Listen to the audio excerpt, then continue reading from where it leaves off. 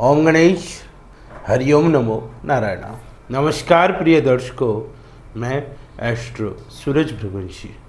स्वागत है आप सभी का एस्ट्रो सूरज भृगवंशी ऑफिशियल पर। प्रिय दर्शकों, आज की वीडियो में हम बात करेंगे वृषभ लग्न की कुंडली के बारे में।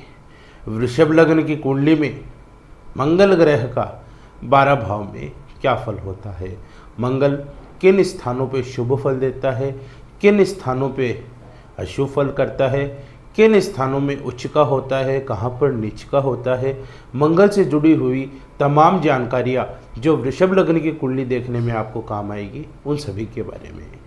तो वीडियो के साथ लगातार बने रहें। और हाँ, यदि आपने अभी तक चैनल सब्सक्राइब नहीं किया है तो इसे सब्सक्राइब ज़रूर करें। और यदि आप अपनी या अपने बच्चों की हस्तलिखित जन्म पत्रिका बनवाना चाहते हैं या अपनी जन्म पत्रिका का विश्लेषण मुझसे करवाना चाहते हैं तो आप नीचे स्क्रीन पर दिए हुए नंबर पर व्हाट्सएप मैसेज करके अपना अपॉइंटमेंट बुक करवा सकते हैं। तो वीडियो की शुरुआत करते हैं।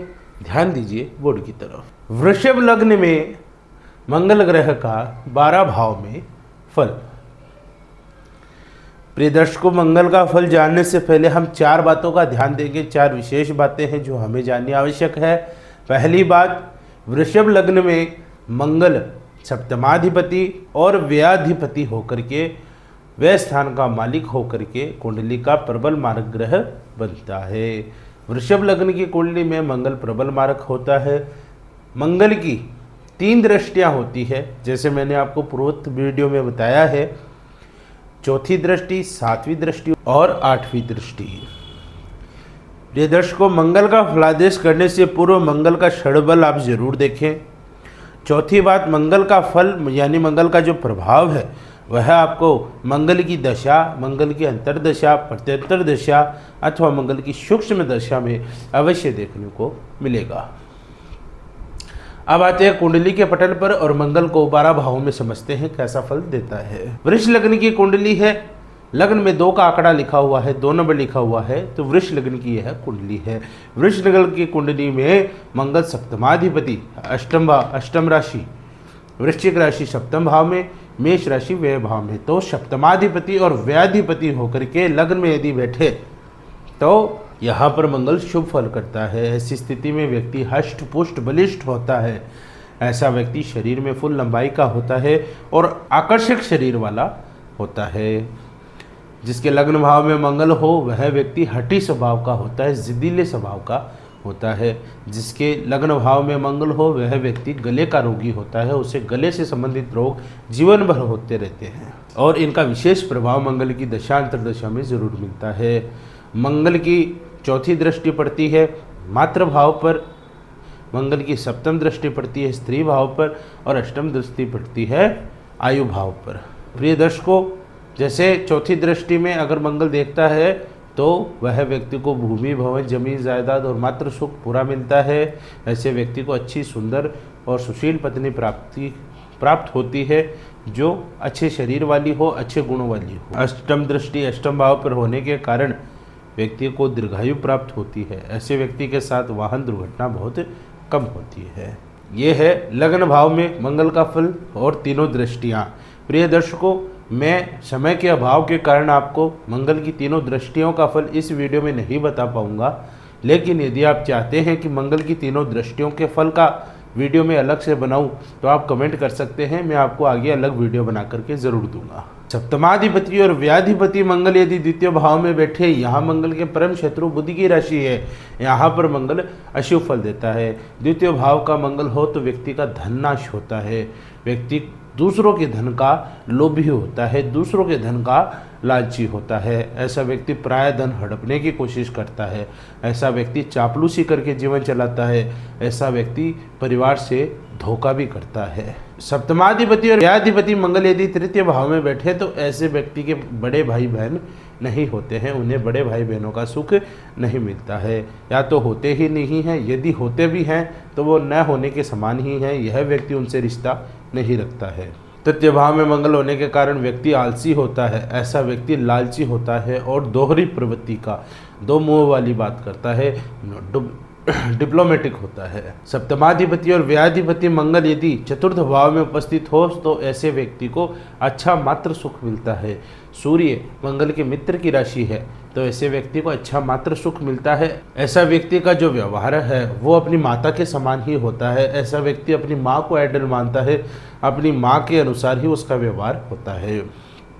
ऐसे व्यक्ति को भूमि, भवन, जमीन, जायदाद, ये कोठी, ये सब ऐसे व्यक्ति को मिलती है। इन सब चीज़ों का यह मालिक होता है।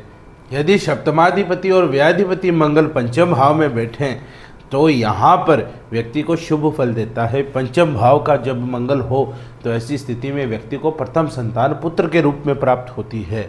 ऐसी व्यक्ति की संतान उससे दूर जाकर के पढ़ाई करती है, उससे दूर जाकर विदेश जाकर धंधा करती है, उसकी संतान विदेश में वास करती है। ऐसे व्यक्ति को प्रेम विवाह के योग बहुत अधिक होते हैं। ऐसे व्यक्ति का प्रेम विवाह होता है। सप्तमाधिपति और व्ययाधिपति मंगल यदि षष्ठ भाव में तुला राशि में शुक्र की राशि में अगर हो तो यहाँ पर बहुत बुरा फल करते हैं, यहाँ पर बहुत अशुभ फल करते हैं।